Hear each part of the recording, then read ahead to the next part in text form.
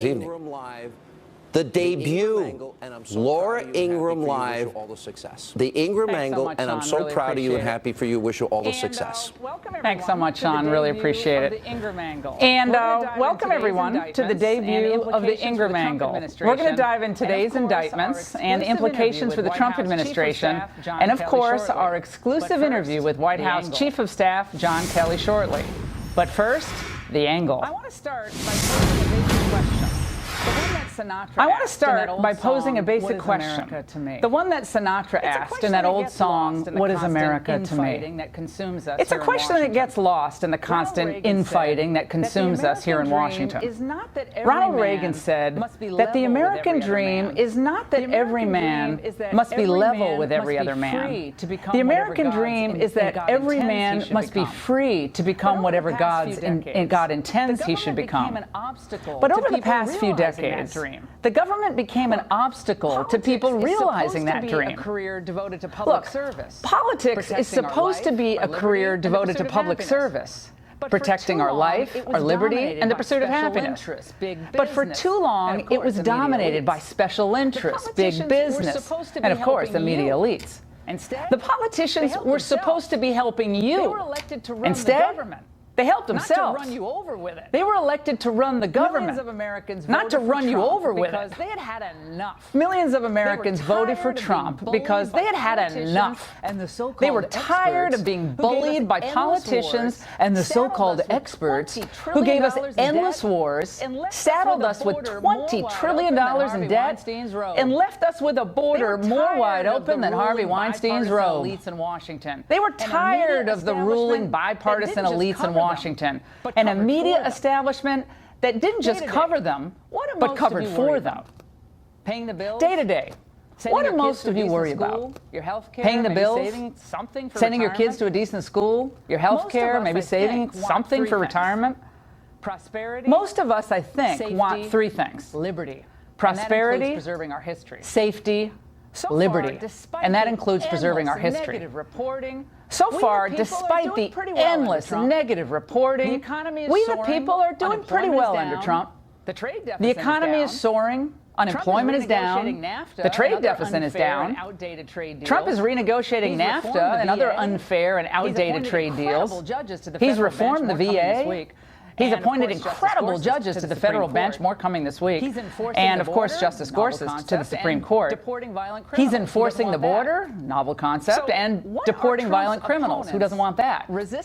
So what are Trump's opponents resisting again? Is losing power. I'll tell you.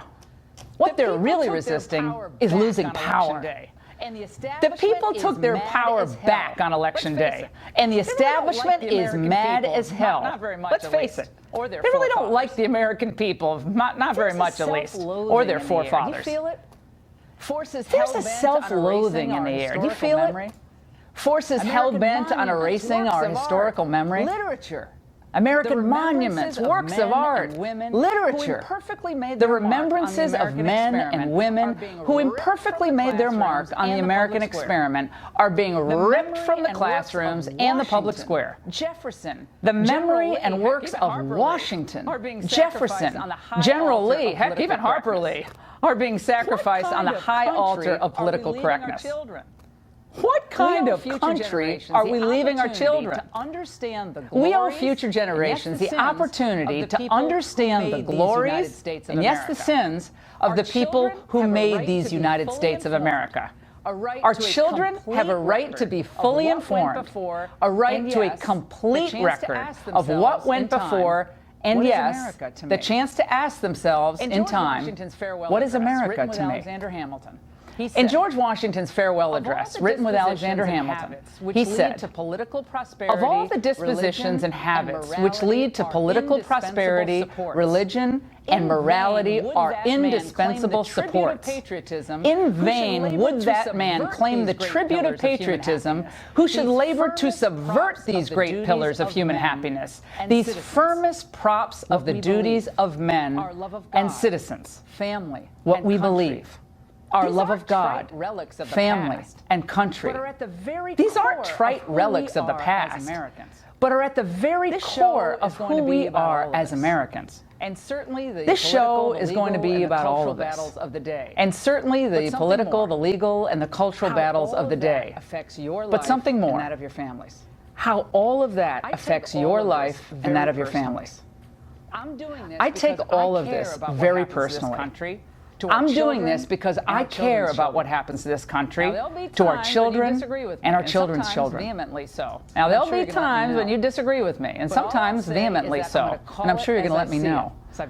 But all I'll say is that I'm going to call it as I see it, as I've done for the past 20 years, and I'm going to get answers for you, and I'm going to hold the powerful accountable, and that includes you, Mr. President. And every night with you, we'll continue to answer this question. Now, as promised, what is America to me, to all of us? Now, as promised, my exclusive interview with White House Chief of Staff, General John Kelly. We began with the indictments announced in the special counsel Robert Mueller's Russia probe today. Let's start with the news today. General Kelly, thanks for being with us. Let's start with the news today. These indictments were handed down. Paul Manafort, of course, his associate, Mr. Gates, and another minor aide to the Trump administration, George Papadopoulos. What's the administration's reaction? I saw a tweet early this morning, but what's the reaction? Well, I would offer to you, first of all, Laura, my job is such that I am completely consumed between 600 in the morning and whenever I get home at night, which is usually pretty late. I'm not in a position to watch very much on the TV. I know that the gentlemen were indicted today. All of the activities, as I understand it, that they were indicted for was long before they ever met Donald Trump or had any association with the campaign. But I think the reaction of the administration is let the legal justice system work. Everyone's innocent till presumed innocent, and we'll see where it goes. With being chief of staff as you are now 3 months in, is this a difficult moment for the staff, or is staff worried when indictments start being handed down that this is just the first, second, third shoe to drop, but there'll be many more to follow? No, I think the staff is very comfortable with simply serving the nation. The vast majority of the staff would have nothing to do with any of this kind of thing. So there's no worry about it. Everyone is just doing the things that they were hired to do to serve the nation. I think the president has made it clear what he thinks about the Uranium One story and the Fusion GPS story. But what do you think? Do you think there should be a special counsel appointed to investigate all of these narratives coming out with the DNC and the Clinton campaign actually funding research that was in part compiled by the Kremlin?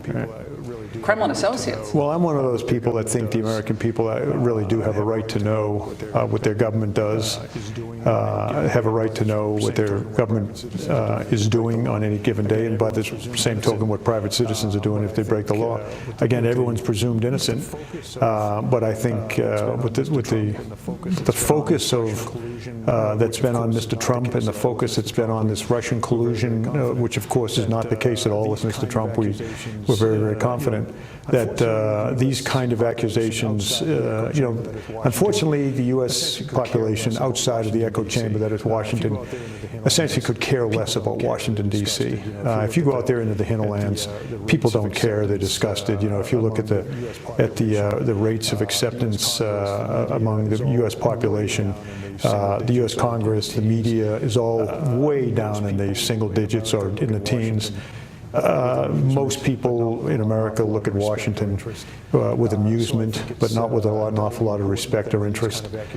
So I think it's doubly important that when these kind of accusations are made, that they should be investigated. Is there any sense that Bob Mueller, who was heading the FBI at a time when this was being approved, the Uranium One, that he should recuse himself from any such investigation of this?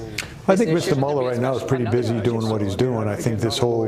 So should there be another special I guess so. I mean, again, not a lawyer. One of the strengths I have in looking at issues in my job, I think probably as a layman looking at this kind of thing, we need to find someone who's very, very objective, who can get to the bottom of these accusations. I think it's important. Again, the American people have an absolute right to know these things, unless things are classified. This administration certainly, you saw Mr. Trump do this the other day when he demanded recommended that the JFK documents be released in their entirety with very, very, very few redactions, but nothing held back. And that's where he is on this, and certainly that's where I am on this. You guys hope this wraps up soon with Mueller? Should it wrap up soon? I mean, it should wrap up soon. I mean, it would seem that they're towards the end of the witness pile, and I don't know how much longer it could possibly go on, but we're in great hopes that it wraps up. It is very distracting to the president, as it would be to any citizen, to be investigated for something while at the same time trying to carry the weight of what being president of the United States means on his shoulder. How much time does this take up for him? Well, you know, he and I have, as you might imagine, multiple conversations a day. Generally in the morning when we first talk, it'll be about these kind of things, just general conversation before we get down to business. But it is very distracting for him. You have a big trip to Asia coming up this week. We heard about the previous administration was supposed to pivot to Asia. We never really saw it. What's the administration's goal on this trip? Well, just to, I mean, first of all, he has great relationships with the leadership in South Korea, Japan, and China.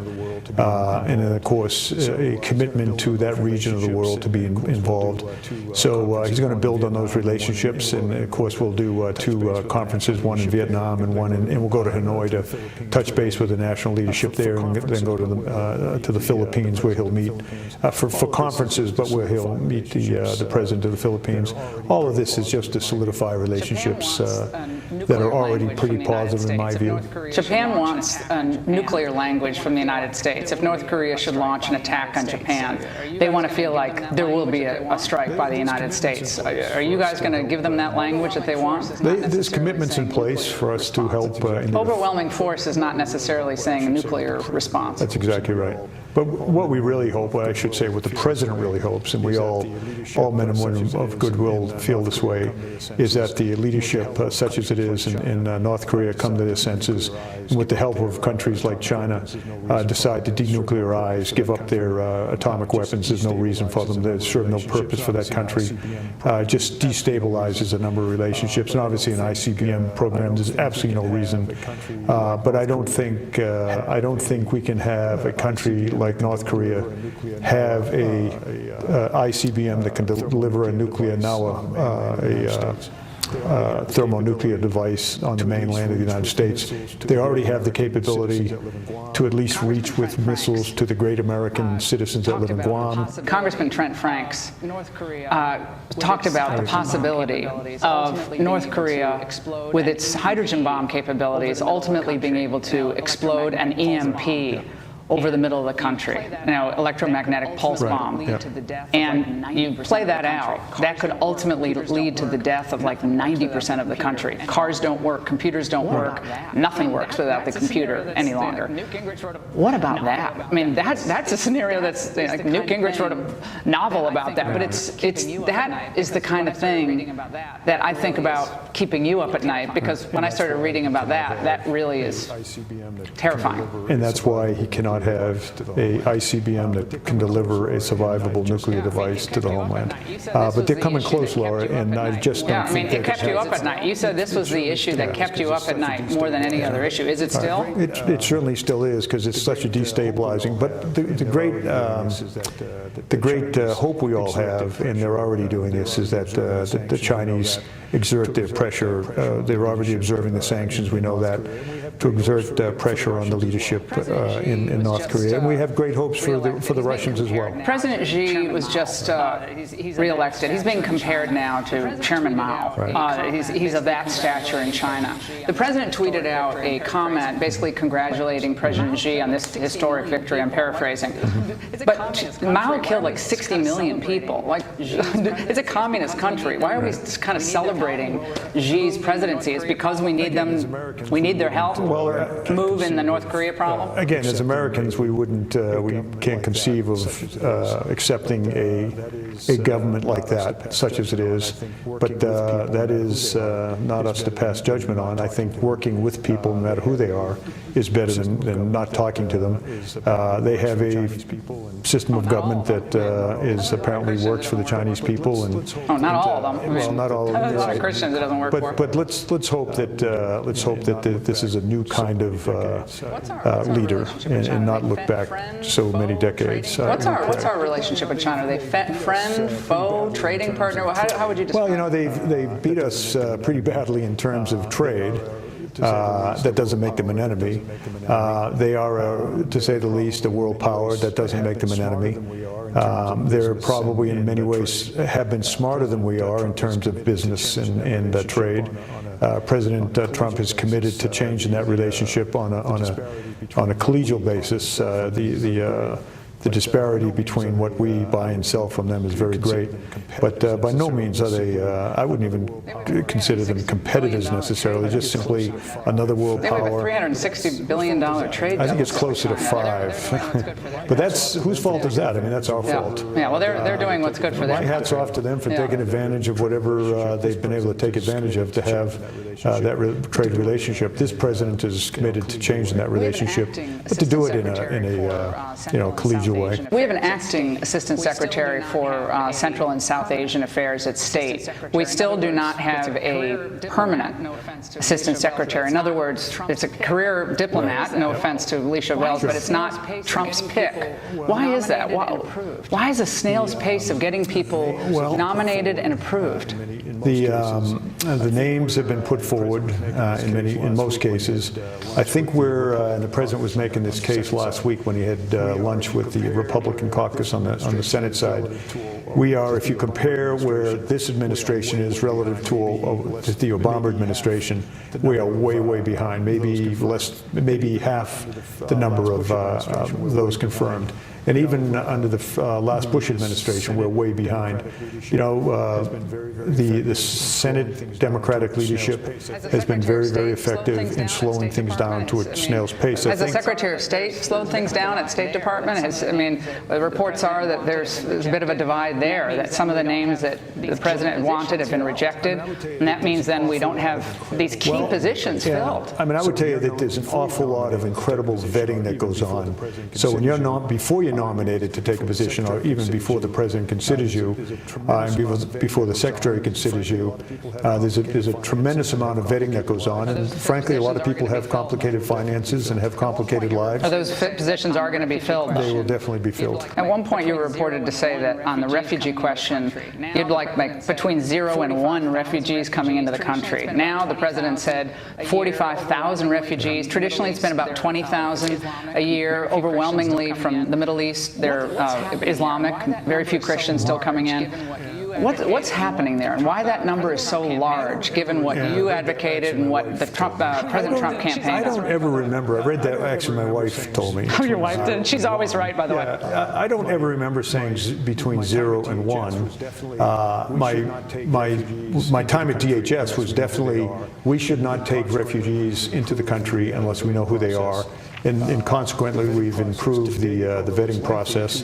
The vetting process to date, although it's lengthy, 2 years, the vast majority of it is a 2-year wait to come to the country. The point is that we're down from 110, 45,000. One of the things that always does astound me about the refugee question is there's about 65 million people who are, I think by UN numbers, a large number anyways, that are technically refugees, and only a tiny fraction of that can be brought to the United States or to Western Europe or to Australia. It just seems to me, and most people I think that are, if they think about the refugee issue, it's theoretically a temporary problem. Best thing to do is to house them as close to their countries as possible, and to help solve the problems inside the country, like we have, say, in Syria. So you're satisfied with 45,000? Yeah, I think that's a good number. And is extreme vetting? But I don't know where this 0 to 1 ever came from. Okay, now how are we extreme vetting? What is extreme vetting? Extreme vetting is we simply interview people and have to satify ourselves that the person we're talking to is indeed the person who they claim. It's pretty tough to do in some cases. There are no records. And frankly, impossible to do in some cases. So they won't come in then. If you can't really verify that, they're not coming in. If we can't verify, I don't think we should let them into the country. Much more. My interview with General Kelly in a moment, including his intense public feud with Democratic Congresswoman Frederica Wilson. Something like this, actually. I will apologize if I need to, but for something like this. Welcome back to the Ingraham Angle. My interview with White House Chief of Staff John Kelly continues. He addresses some recent controversies, including the removal of historic monuments and his dispute with Democratic Congresswoman Frederica Wilson. Let's move on to the Frederica Wilson issue when she overheard the conversation. Oh, the Congresswoman. Yeah, the Congresswoman. She overheard the conversation of the Gold Star widow. And this blew up into a huge controversy. You came out into the press room and you gave what was, by all accounts, a riveting account of your reaction to this. At the time, you said you were so upset you went to Arlington National Cemetery. Can you tell us a little bit more about that? Why did you go to Arlington, and what did you do there? What did you hear? I was stunned, Laura. Of all of the things I thought that were left in terms of things that we hold up as special in our country, and most of them have gone by the wayside. I think I mentioned some of them, to include our flag and our anthem. Those are all passé, I guess. But the one thing I thought was sacrifice, the ultimate sacrifice to the nation and the families that bear that hurt. And to have seen the president make a phone call and did the best he could, standing right next to him. She was on speakerphone. But to hear him talk to four next to kin that day, and essentially the message was the same. And he did the best he could to make it personal, and the best he could to make them understand how sorry he was as the president and as a father himself. And then to see what came of that just was stunning to me. You know, I made reference to an appearance that the Congresswoman made, you know, 2015. Yeah, and you know, a number of people that were there after she said what she said about me were volunteered to come forward because they saw her both before and after her official comments. I said, no, let's not do this. These are FBI agents, former FBI agents that were there. That part of it we should let go. What did I hear over in Arlington Cemetery? Some of the stones over there represent young people that I sent out into battle and they died. Not to make it more melodramatic than it is, but my wondering was, is any of this worth it anymore? Meaning working in the White House, or doing anything for the, you know, is it worth it anymore? If someone can make political hay out of something that the president was trying to do, and of course the screams, and a lot of you viewers will laugh at this, I'm sure, but the screams out of the graves was, you know, what are you talking about, Kelly? You know, you got it easy. Look where we are. It's worth it. It's worth it to fight for America. And the good news is, I think, outside of this cesspool or swamp or whatever it's called, where Americans are just doing the best they can, working hard, raising their family, paying their taxes, hoping to send their kids off to college someday.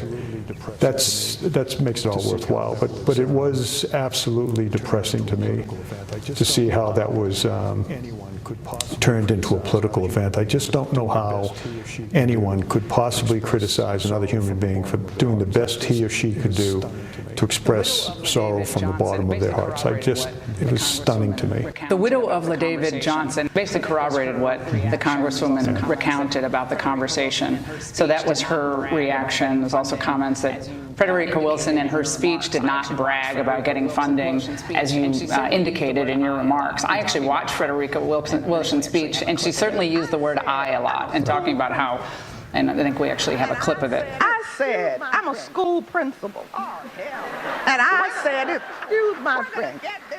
Oh, hell no. We're going to get this done.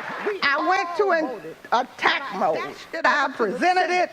We all voted, and I dashed it over to the Senate and put our senators on notice. And guess what?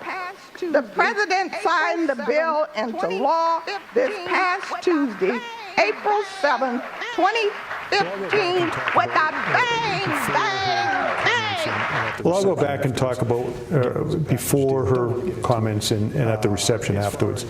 Again, it was a package deal. Don't want to get into it.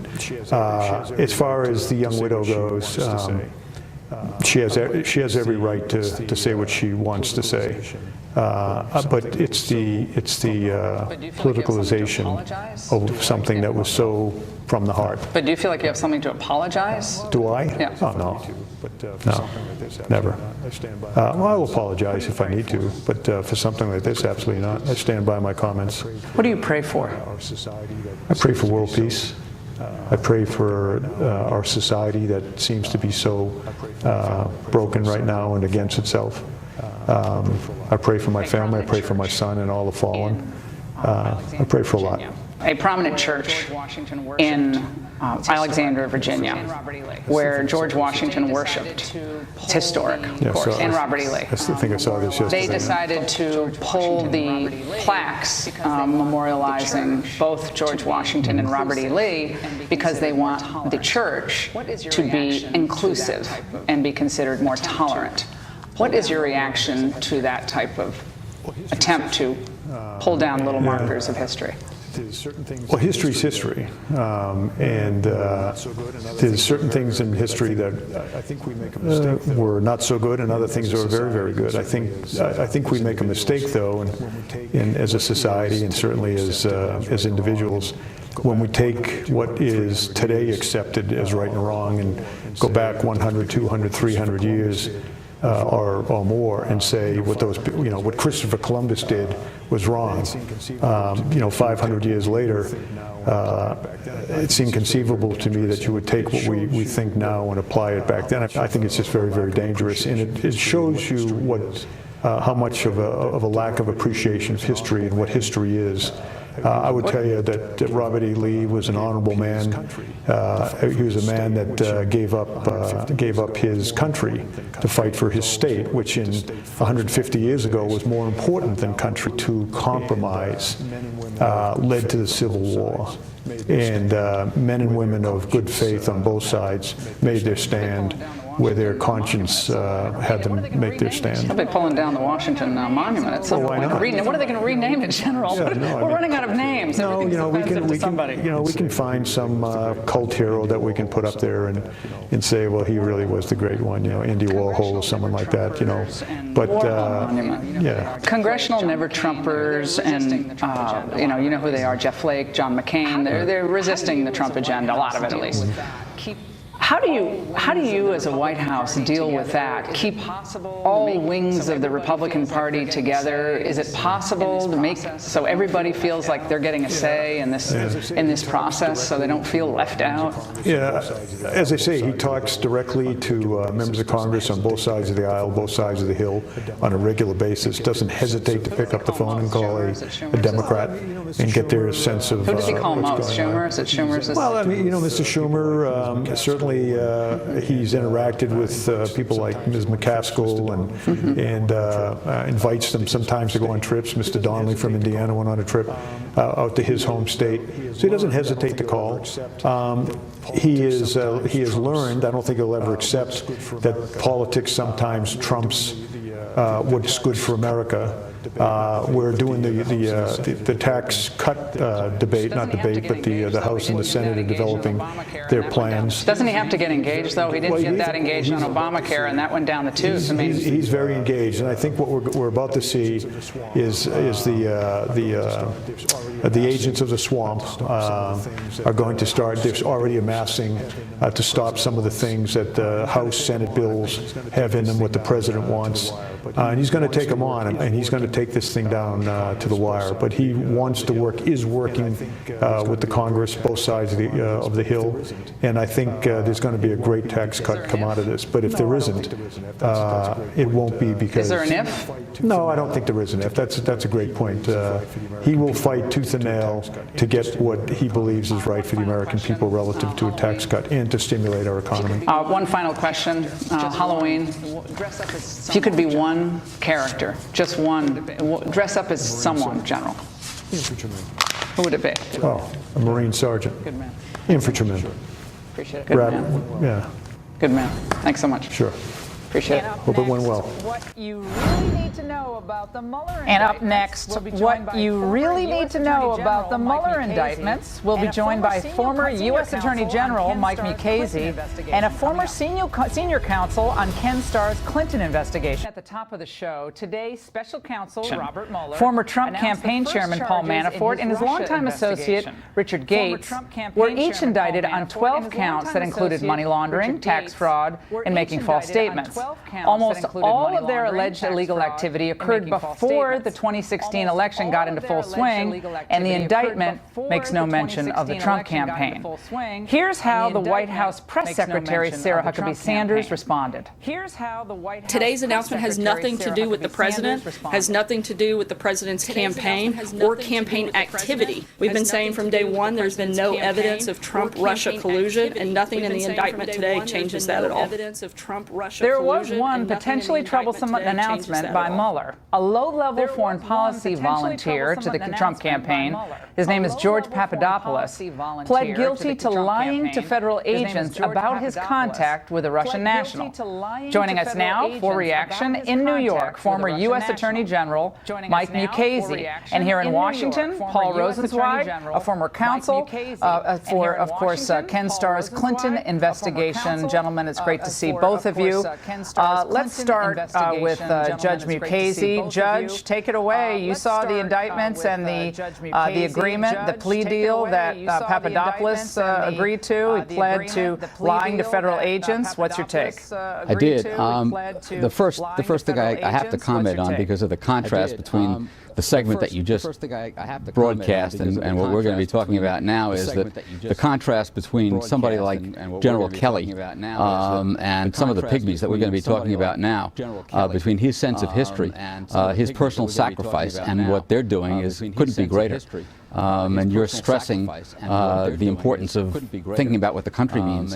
At the beginning of your show is going to be in stark relief when somebody draws a contrast between these two segments. That said, these indictments were, in a way, revealing in a sense, of how small some of the beer is. The Manafort indictment, of course, was of activity that began well before the campaign, activity in which he and his co-defendant apparently were involved, and as you've pointed out, didn't deal directly, didn't deal indeed at all with what is supposed to be the central concern of the special counsel, that is the question of whether there was or wasn't collusion, which in and of itself is not a crime, but in any event, that's supposed to be the focus of his activity. So far as the Papadopoulos charge, to which he pleaded guilty, that was of making false statements about the timing of his contact with some Russian officials, and or people who said they were Russian officials. And what's most striking about the recitation of facts there is how he was apparently trying to arrange contacts between the Trump campaign and the Russians, and wasn't getting anywhere. And in the end, no meetings were held. In the end, no information was exchanged. In the end, the emails that were dangled in front of him, the same way they were dangled in front of Trump Jr., were never produced. The only emails, of course, that we heard about were emails that were hacked from the Democratic National Committee, not emails from Hillary Clinton's server. All right,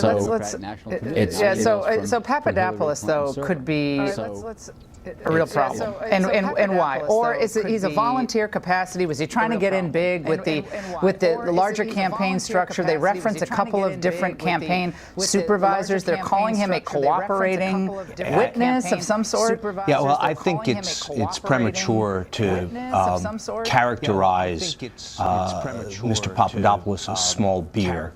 I think it is not yet clear exactly the extent of what he has told the special counsel. Clearly, he has named at least two more senior Trump advisors in the campaign as participants in his discussions. And as you pointed out, I thought the most notable thing about the entire Papadopoulos episode was that in his original appearance back in July, the government sought to keep his arrest sealed because of his proactive cooperation with the... gave many interviews. He gave many interviews. Well, yeah, proactive cooperation suggests more than interviews. It suggests that he might have actually been an active participant in the investigation, either through emails or through wiring. I don't know that, but proactive does not mean reactive interviews. It means some kind of affirmative assistance to the there could have been a wire placed on Papadopoulos. He could have called some of these people who have since been identified by other media outlets, Corey Lewandowski, Sam Clovis. Again, I'm not saying anyone did anything wrong, but they were named as the unnamed campaign supervisors. It wouldn't surprise me at all if he made calls.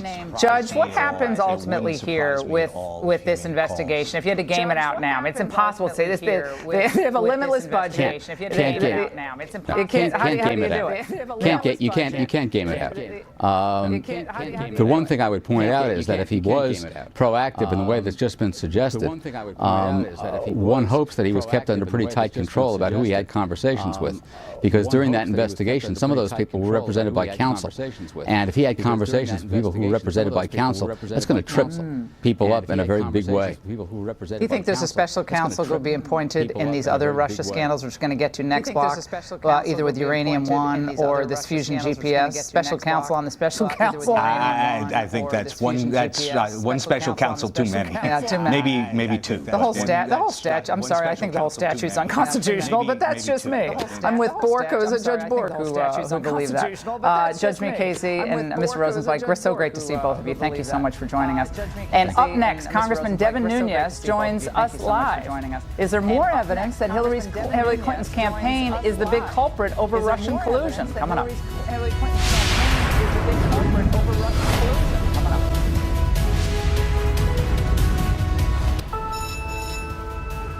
While the Mueller investigation is garnering all the headlines, many Republicans are asking why possible collusion between the Clinton campaign and Russia is being largely ignored. That comes after the Washington Post revealed Hillary Clinton's campaign helped fund a salacious dossier about President Trump. Congressman Trey Gowdy wants to know exactly who authorized the dossier's funding. One of the areas of significance, Chris, is just how hard the Democrats in Congress fault Republicans for trying to gain access to this information. If it were up to Adam Schiff and other Democrats, who of course want all the facts to come out, they want all the facts of Russia to come out, except who financed the dossier.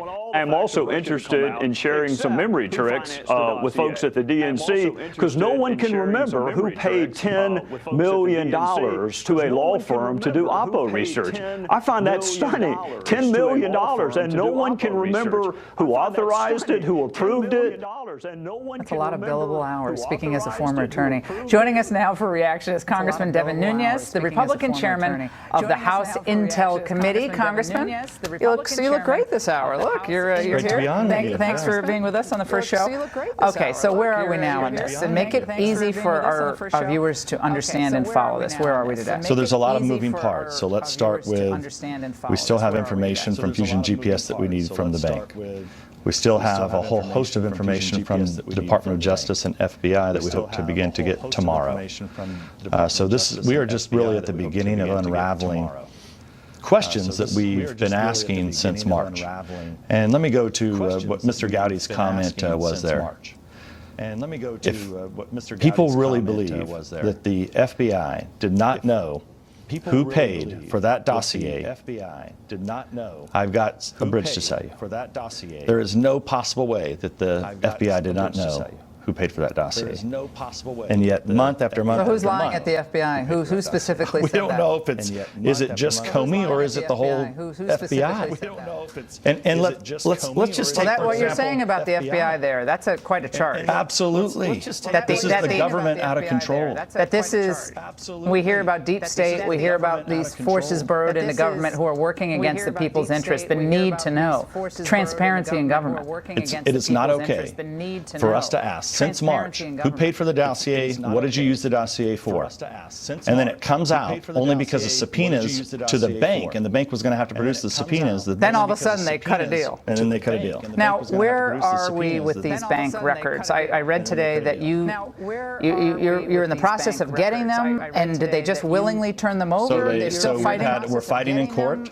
Because that's the key, right? Seeing where the money went specifically, and will it illustrate for what? Well, we have a whole bunch of questions about Fusion GPS. So there's a whole host. We want to know, were they being paid by Russians? Were they paying Russians? Well, they have Russian clients. They said they separated, right? They separated the Russian clients from the Clinton DNC work. That's what they claim. So they say, but look, we're investigating this. Yeah. We need the information. We have the FBI and other agencies who either didn't tell us who paid for the dossier or didn't know, which would be equally disturbing, but my guess is somebody over there knew who paid for the dossier. Should Mueller resign as special prosecutor, given potential conflicts of interest regarding something that may in fact be Russian collusion during the campaign? He was FBI director, correct? We are, number one, I'm very concerned about it, okay? But let's see, today he had these initial indictments. I think you covered on the show earlier the right way, which is there's nothing there.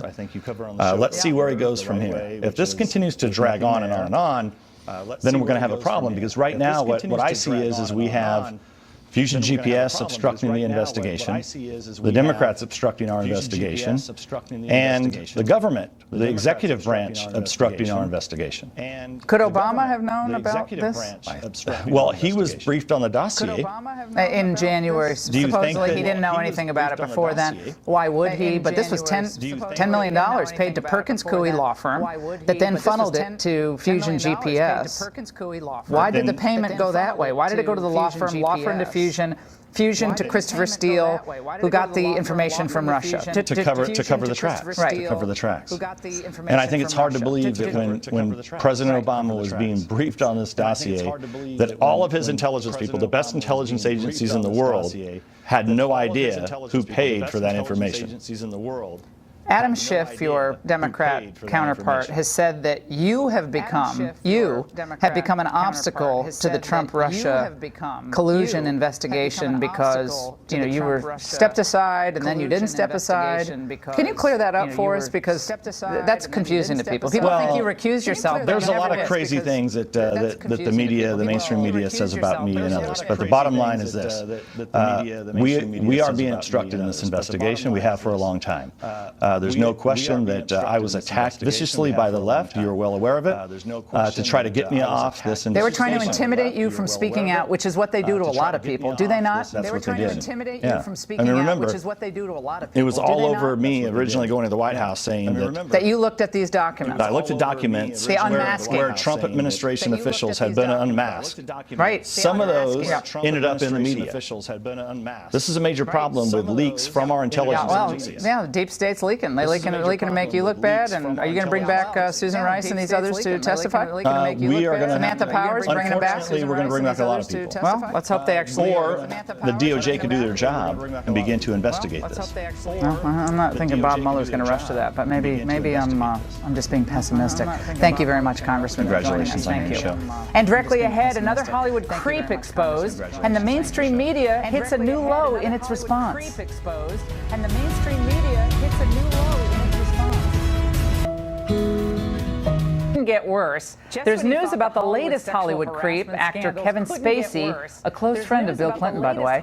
Former child actor Corey Feldman has been sounding the alarm about pedophilia in Hollywood, and now we're getting some evidence about pedophilia. Spacey, in 1986, made an unwanted sexual advance toward fellow actor Anthony Rapp, who was at the time just 14 years old. Spacey released a statement on Twitter saying he had no memory of the incident, but if it did happen, he apologized for the, quote, deeply inappropriate drunken behavior.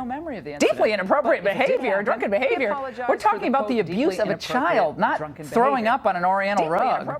In a desperate attempt to justify his predatory behavior, Mr. Spacey on Twitter for the first time confirmed the long-simmering rumors that, in fact, he's a gay man. Well, several media outlets fell for Spacey's trap and initially focused just on his coming out.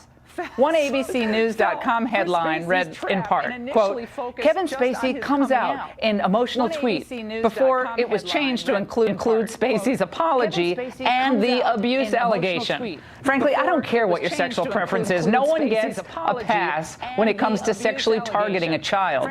Let's be clear. This isn't the first, nor will it be the last allegation of underage abuse in Hollywood. It doesn't matter how big a name the perp may have, and I'm glad Spacey's house of cards is finally coming down. Well, that does it for us at the Ingraham Angle. Remember, check out my new book, Billionaire at the Barricades, all across the country, bookstores near you. Populist Revolution from Reagan to Trump.